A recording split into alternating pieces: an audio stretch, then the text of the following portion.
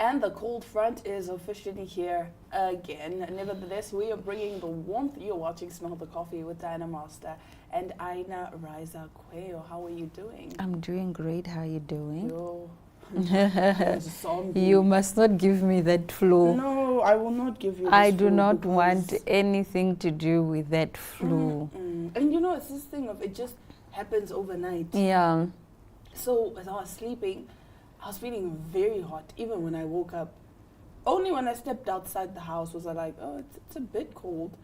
A bitter. Yeah, it's because cold. that's when I went, and then you see the frost. So that's why I was like, okay, homegrown. Last night I said, yesterday, remember I told you it was going to be very cold. Yeah, so I already like prepared my mind, and I already, last night already around 4 or 5 when we were coming from work, it was cold. Yeah. There was like a breeze. There was some wind blowing. So I knew tomorrow morning it's going to be hectic. Even my dad called me for Morangemund, from Roshpina rather, and he said it was raining that side. So I was like, if it's raining that side, it means that all that breeze is coming down to us. Yeah. No, guys, having a flu is not fun. Yeah, self-medicate, guys. Yeah, drink something steam. strong. I'm gonna go steam, do those lemon ginger concoctions, all of that, because like you're saying, for sure, it was cold in the evening. When I went to bed, I was feeling cold.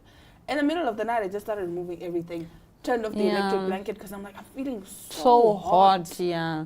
And that's like a sign of like a cold also. Yeah. When you are feeling cold and then you are feeling hot and then cold again and then hot again, that's one of the worst diseases to ever have. Like I experienced it once, and it was like during the time of COVID. I don't know if I'm coming, am I going? I don't know if I'm cold, I'm hot. One moment I'm in the sun, the next moment I'm in the blankets, I'm extremely like freezing. I can't, and then I'm sweating, and then I go, it's the worst. That COVID flu was the worst. It's the worst. I don't wish that on my worst enemy. No, I remember I lost my voice while we were live. Because I came to work, and already I was feeling, your body feels sluggish. Yes. And you're feeling hot, but you're feeling cold. And that time it was like peak Windhoek summer. So it's hot. And I'm shivering. I'm like, guys, I'm cold. Then I get to studio. I got to studio an hour before my show. And then I said to the MMO, I'm going to take a nap for like just 10 minutes, okay? Wake me up when it's almost time. And then, that sleep, I was sleeping on chairs, but you would swear I was sleeping on a bed. Yeah. I was that sick. I woke up, did the show, 15 minutes in. Those were the days when we still had Animation 1. Yeah. And Animation 1 was an hour long. 15 minutes into the show, my voice just gone. Immediately I knew. I was like, yeah, this is COVID. I think during COVID, that's the first time I also experienced loss of voice. Like my voice had never gone in my entire life. And then COVID, I'm like, you can't, your laryngitis is the worst. Yeah. Because no matter how much you try to force out the voice, it's even worse. Yeah. But nevertheless, we do have some exciting top stories for you right after the break, so stick around for those. Running a business isn't just about hitting the big milestones, it's also about handling the day-to-day. From equipping your office, to closing deals over lunch, to managing your team's expenses while they're on the go. Now, with the FNB Business Credit Card, you can handle everyday expenses with ease. Enjoy up to 44 days of interest-free credit, unlimited swipes, and real-time expense tracking, so you're always in control. Apply for an FNB Business Credit Card. Contact us today to get started. FNB, how can we help you?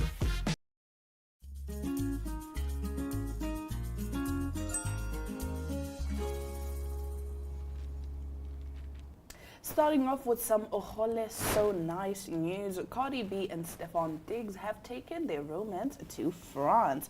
On Tuesday, June 24th, the rapper 32 uploaded various videos to her Instagram stories that showcased the real castle the NFL star 31 had rented for them during their travels abroad. Why this man got us staying in a castle? I'm talking about a real castle, the Grammy winner said before panning the camera to the towering brick castle. Look at this. This is a real effing castle, she said as she walked closer to the building, showing off its architecture. The musician explained that the New England Patriots player rented the property because she told him that every time she's in Europe, she can never visit the Palace of Versailles. He said, "You want a castle? I'll give you a castle. You'll sleep in a castle." It's so crazy, she said with excitement. Cardi followed the video with a clip from inside a dining hall featuring a long red dining table and multiple chandeliers. "You sit all the way over there at the end, so I stare at you," Diggs told her in the clip, making her laugh. In another clip, Cardi panned to a foyer filled with paintings that led to a room with floor-length windows and an indoor swimming pool. Cardi expressed that she couldn't believe that they were staying in such a beautiful and insane place. She showed that the trip was not all fun and games, though, by including a clip of Diggs running football drills outside and captioned it, "Anywhere, anytime, and number 8, gonna put in that work." Cardi then hilariously resumed her tour by showing off a bathroom with a primitive toilet and bathtub, sharing, "This is where I'ma take that royal dump, and this is where I'ma wash my royal hiney." The tour concluded with Cardi showing off a large bed adorned with blue curtains. The couple first sparked dating rumors after they were spotted together in New York City and Miami in February 2025, per TMZ. I want to experience a rich love. Amen and amen. Rich love. I feel like love doesn't work if there's no money involved. Thank you. Because Thank you. you are not Thank you. you're not able to do the things that you would want to do for your partner, and everything costs money. Everything costs money. So that's why I always say I love materials. And if you are think like I'm my friend. My materialistic- friend always says, "Chomi, I am a materialistic Yes, girly." material girl. This guy Like, was that she's like, "This guy didn't send me flowers. Does he not know I am a material girl?" material girls are but listen, I will never be ashamed to say I love materials, okay? And if people think, "Oh, but you look materialistic," then why would you show up without the materials? I want materials. And I look materialistic. So why are you coming through without the material? Without the materials, bring the materials, King. For me, what's beautiful is the fact that this man just listened to her when she said, "I've never been to a castle." And he made it happen. Proof that if a man really loves you, he listens and he will follow through with the plan. If he wants, he will. He will. I saw something that said there's no such thing as a stingy man. Yes. You're just not the woman that he wants to spend on. doesn't You're wanna just waste not his the money on woman that he wants to take on a date. Exactly. You are not the woman, Chomi, and You're it's not the fine. one. And sometimes you are also not the man. Yeah, exactly. And it's fine. It's okay. So let It's the people cool. find Each those other. those that they are looking for. Never tell people, "Oh, your expectations are too high," because trust and believe that somewhere out there And they are lowering their they are expectations. lowering their expectations, and somewhere out there there's also somebody who matches your expectations. Yes. So never settle. Never This goes settle both for men breadcrumb and women. energy. Don't be breadcrumb, sweetie. Don't be breadcrumbs, sweetie. Out here being ghosted and you are Imagine. forgiving, sweetie. No. Bored. ChatGPT said you are the red. What? You're the red velvet dress, the candlelight dinner. You Love. are everything. Not some midnight snack for a man who can't say grace before eating. Whoa. I'm like, whoa. Chat. I don't know what I was asking DeepSeek the other day, and it was love related. So you know my therapist is DeepSeek. So I was asking DeepSeek about love related stuff, and then Deep said to me, "Now go blast the Mninke, you know the Mninke, to shake off that bad energy." Love it. Love it. It's just crazy that DeepSeek thinks that you would listen to me. Why would I listen to Mninke? Oh, crazy. Maybe it's because I said chomis. Or maybe I used a lot of slang. I was like, "Exe, chomis, let me tee you up." And they're like, "You know what? Perfect song for you." Yeah, Mninke. Anyway, let's move over to some other interesting news. A fan who bought a Harry Potter book with his pocket money has now sold it for £56,000 after it turned out to be the first rare edition. A man who only forked out £10 and 99 pence for the hardback copy of Harry Potter and the Philosopher's Stone from Waterstones after its release in 1997. Now, after reading the book, after reading the fantasy book, he put it on the shelf in his bedroom where it gathered dust for years. When his parents were moving homes earlier this year, they were sorting out through his belongings and asked if he wanted to keep the book. The man decided to check if it was of value, as he had heard about rare Harry Potter copies going for a lot of money. He was stunned to discover he owned one of the 500 most sought after copies printed in the first run, which have several typos. So that's the book that he sold for £56,000. Sabawell. Not dollars. Pounds. Yeah. Sabawell. Wow, Chomez. You see, this is the proof that you need to read more. Buy books. Now Yeah. look, people are selling them for 56,000 I'd pounds. rather audiobook, like just sitting there for 10 hours with a book. You know, I'm already in school and there are already other books that I'm reading. Oh, bored, sweetie. Nah, Have you ever watched Harry Potter? no. Okay. We can catch heat together because I've also never watched Harry Potter. And Yeah. every time I say that, everyone's like, how dare you not No. watch Harry But it's not my thing. Okay, what's the best book you've read? The best book I've read. How many books have you read so far? This year? No, in life. In life, I don't know. No, I like cannot not say. academic books. I cannot say. I think one of the best books that I've ever read was Nervous Conditions by Cecilia Nervous Maduka. Condition will always be my favorite book. Yeah, that book. I think we Top need to do more African literature. I think so too. Yeah. I agree. Because a lot of the times we are so quick to support American authors. Now, actually, speaking of books, I have a bone to pick with Book Talk Girlies. So Book Talk Girlies hype up books, ne? Mostly smut. If you don't know what smut is, go Google it. So these books are, think you're 50 Shades of Grey, right? But the entire story, the plot does not make sense. But people are just reading and they're, oh my goodness, because this character and whatnot. I'm like, no. So I I've think heard- sometimes it's just the cloud that everyone is chasing. If the book comes with cloud, if the book already starts trending, a lot of people are gonna I'm buy, gonna buy it. Yes. For example, the Twisted series by Anna Huang. Yo, that trilogy, I have beef. Reading through that first book, to be honest with you, felt like a chore. But I was like, no, let me give her benefit of the doubt. Maybe it gets better. No, it didn't get better. So I have a bone to pick with you, Book Talk Girlies, because you hyped this trilogy up so much and said, oh, it's so good, it's so good. No, that, I'm going to say this, is poorly written. You know, the books I hate are these self-help books. Why? All this motivation nonsense. And Unleash the lion in you. There's a lion in you. No. Nevertheless, Absolutely not. That brings us to the end of our top stories. Let us know what are some of the books that you guys read, or what are the books that were hyped up and then you read it and you're like, nah, this ain't it. Nevertheless, we will be right back as we get into our interview segment.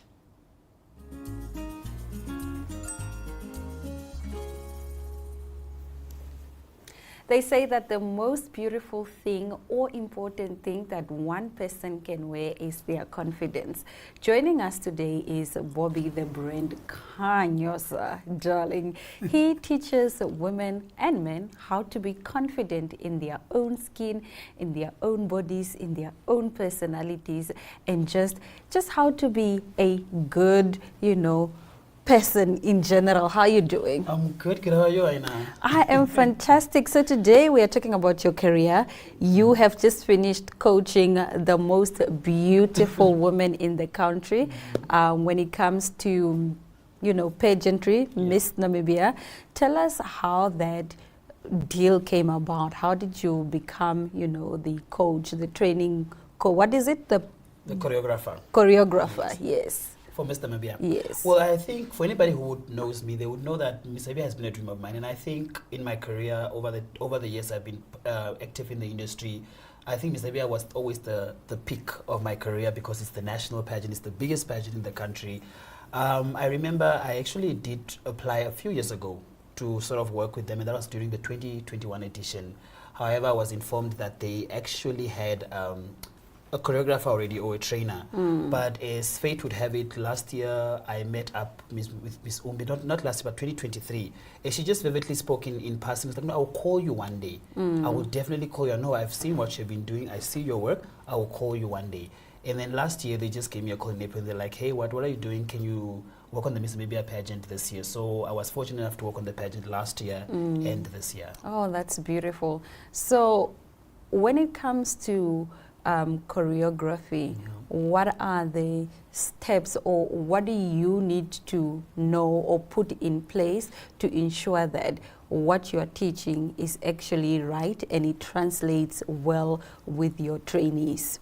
I think firstly, just understanding the client's, what do they call it, mood board, lack of a better word. Because with every production, they give you sort of like a way on how they want to produce the show, but sometimes also allowing you to have your own creativity towards the process. And also basically understanding that, okay, when it comes to pageant, this is what needs to happen. This is what the girls need to do. This is what they need to work like. But in terms of my process, mostly what I want to do is also basically firstly study the people that I'm working with. So that's now working with the girls in the sense of just doing the basics with them, doing how to walk in heels, getting their postures right, you know, getting their hips in place and stuff like that. Only from then one can build on it. So say that, okay, with this particular girl or with this type of body, we can possibly move into this way, because everything needs to translate amazingly on stage. Every girl has to have their own individual sort of personality, individual shine, individual work to kind of stand up, because at the end of the day, it's a competition. So the girls are judged on basis of those things. So it's very easier for me to understand the girls' bodies, the girls' personality, and also where they are in the process. Some girls might have walked in heels or might have modeled before, so they know where they are. Some girls absolutely have never not even worn a pair of heels before. So it's basically understanding and polishing that process first before we move on to the teaching of the choreography, knowing that, okay, when it's swimwear, this is what you guys are supposed to do, this is what you're supposed to look at, this is what you're supposed to do with whatever outfit you are wearing. So it's just understanding those particular aspects to be able to put up quite a great show. Awesome stuff. So what has been your, best moment in your choreography journey outside of Miss Namibia? I'm sure you've trained other people. Can you highlight, maybe can you recall a story that really changed your career? I think last year for me was quite the biggest year in my absolute career. I started within the pageant industry, or rather the beauty space, in 2014, which basically means that last year marked my 10th year in the industry, and I think that's where it all started. I had the absolute honor of being called into choreograph a pageant in South Africa, the Miss Culture Club, which is also an international pageant owned by a Malawian director, but it's hosted in South Africa, where it brings all these countries together to sort of advocate for the purpose of culture. And when I got the call, I was just like, you know what, there's so many choreographers in South Africa, why me? Why did you pick me from my little town in Windhoek to go and do this? But that was, I think, the standout for me, because now I got to work not only with Namibians or girls around, but also I got to experience different cultures, and also just get to know that I was on a stage telling a Filipino girl how to walk, or telling a Venezuelan girl how to walk. That was just such a diverse space for me, and that was like, I think, one of my standout in my choreographic career. And the show quite went well, to a point we were featured in several South African media, and my name was actually put in these papers. Awesome stuff. So what do you hope to do with your brand? To be honest, it's to grow, and also possibly in the future start my own platforms as big as that. Be able to create platforms just not only where I'm able to teach, but also be able to give girls or young women the opportunity to also shine. That's basically moving into a space where I'm able to host my own pageants, but possibly one day host an international pageant. And also one of my biggest ambitions or aspirations right now is to possibly bring one of the biggest international pageants to Namibia, not only just to promote our people, but also the tourism around us, around our country, and just to be able to say, like what Michelle McLean did in 1995 when she brought the Miss Universe pageant to Namibia. And many people don't even know that the Miss Universe 1995 was held here in Namibia. Yeah. So those are like some of the remarkable things I want to do within my career. Who's your favorite Miss Namibia? Recent or past? Let's say past, because I don't want you to be biased, because you trained these people last year. Okay. So past. I think my most standout Miss Namibia, in all honesty, would always be Paulina Malulu. Miss Namibia La Paulina 2023. Malulung. Because also because I kind of later, you know how they say it's also, and I have two actually, but it becomes one of those things where you see someone and you sort of like idolize them, see them as a figure of inspiration, but also getting the opportunity to not just work with them, but also be friends with them. That's why she's my favorite, because we became such a close friendship, yes. Awesome stuff. And your Miss Universe, Zozibini. Too obvious. the most inspirational one, obviously. Okay, yeah. so Miss Namibia this year is getting a house. Talk to us about the progress that the organization has made thus far. I think, in all honesty, and the fact that I was within the organization, it also gives me an insight to really answer this question in the best way. I'm very proud of how they have grown, because now they're just not moving into a space where we are seeing girls just win and go to the international competition, but being given these opportunities. And now there's also financial benefits to it, where you know now these girls to have opportunities. It's no longer just a thing where you're just modeling and stuff. And I think it really will motivate a lot of girls to participate in the competition. But also I think it will create a good space to move into a more of a space where girls are not just using their beauty, but also using this platform to grow their brands themselves, grow them into the industry that they want to pursue one day, and also just be able to know that they have the financial means or the means rather to really achieve their advocacies and stuff like that, because now the money is there. Yeah. So I think it's moving in the right direction. Awesome stuff. So talk to us about the dates. I know you're not the marketer, but you know, you're not the marketer for the show, but you are going to be there, and you obviously want the whole country to see your work. The Miss Namibia pageant will be, the Miss Teen and Miss Namibia pageants will be held respectively on the 18th and the 19th of July at the Ongwediva Center. I think that's what it's called. In Ongwediva. It's not going to be your first time in the North, is it? Yes, it's not. Okay, so what are you wanting to do this year that you didn't do the years that you were in the North, in your personal capacity, work capacity? What are you looking forward to this time around? I think now it's going to bring a more of a very elegant flair. That's what I'm excited for. And also just getting to be with so many people. And I think when I've been to the North, because I've lived in the North before, it was always just been family stuff and whatnot, but now I'm getting to experience the North in a very high class. You know, everything will be catered for. I just have to look my best. So I'm also just really excited to just enjoy, obviously, the nightlife. I'm looking forward to really seeing a great show, just get to see what really the North vibe is about when it comes to the nightlife, because I really don't, that's one thing I've not experienced. You want to go to the nightlife, nightclubs. All right, Bobby, thank you so much for joining us on Smell the Coffee. We wish you all the best, and we cannot wait to see your work come to life on stage. Thank you so much. All right, that was Bobby Kanyosa, who is the choreographer for Miss Namibia 2025, talking about everything he's passionate about. We'll be right back.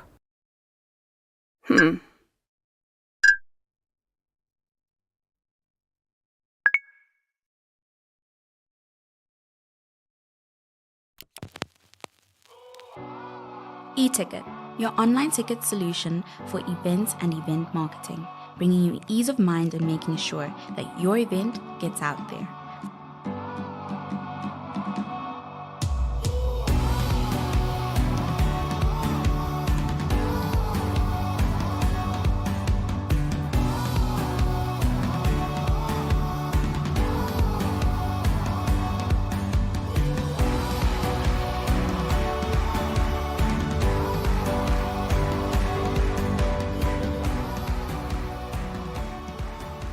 For more information, contact events@nmh.com.na.